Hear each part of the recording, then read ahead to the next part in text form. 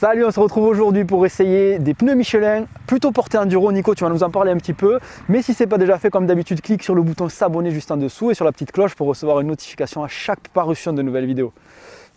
Donc Nico, aujourd'hui, pneus Michelin, tu vas nous en parler. Pneus enduro, tu as eu l'occasion de les essayer en enduro, en cross. Parle-nous un petit peu du montage avant de nous parler vraiment de l'essai en lui-même. Voilà, explique-nous un petit peu. Est-ce que c'est compliqué de monter ces pneus? Est-ce que c'est plutôt facilité?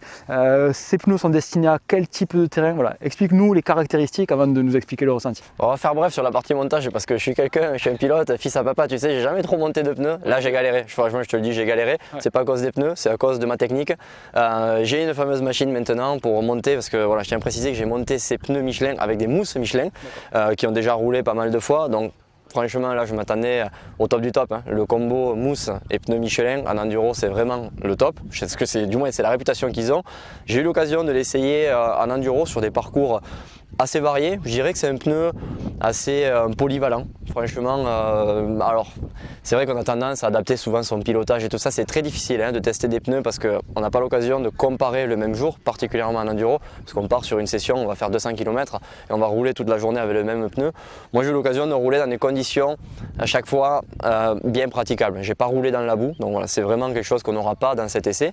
Mais très polyvalent, il n'y a pas de souci au niveau de l'adhérence dans les rochers, dans les racines. Là aujourd'hui on a roulé sur un terrain de cross béton. J'ai eu l'occasion déjà de rouler en cross pas mal de fois avec ces pneus.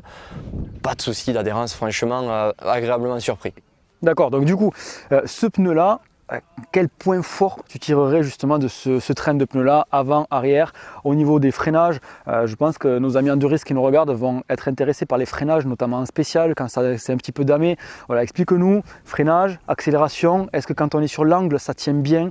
Voilà, explique-nous tout ça. Ouais, franchement, comme je l'ai dit tout à l'heure, agréablement surpris, même avec les mousses où c'est des sensations particulières pour ceux qui ne sont pas habitués.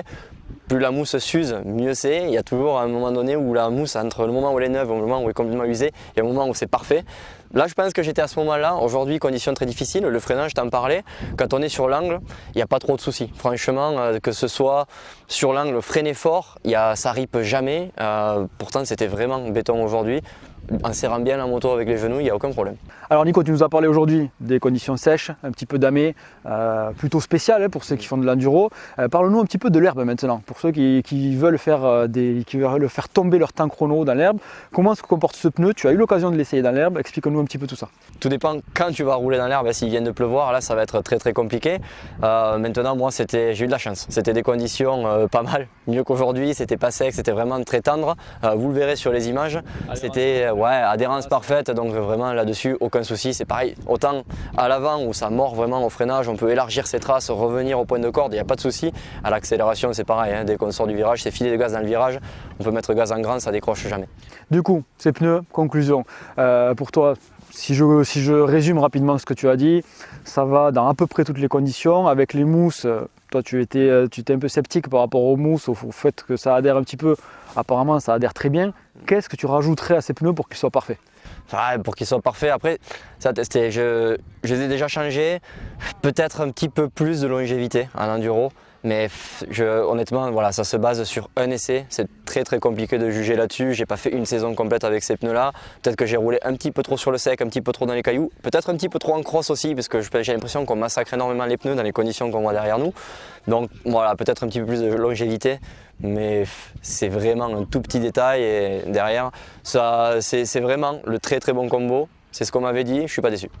Voilà, parfait. Merci Nico. On a eu l'occasion d'essayer pas mal de pneus ces derniers temps. Donc toi aussi c'est pareil. Si tu as un pneu à nous conseiller, si tu penses qu'un pneu est meilleur que l'autre, n'hésite pas à le mettre en commentaire.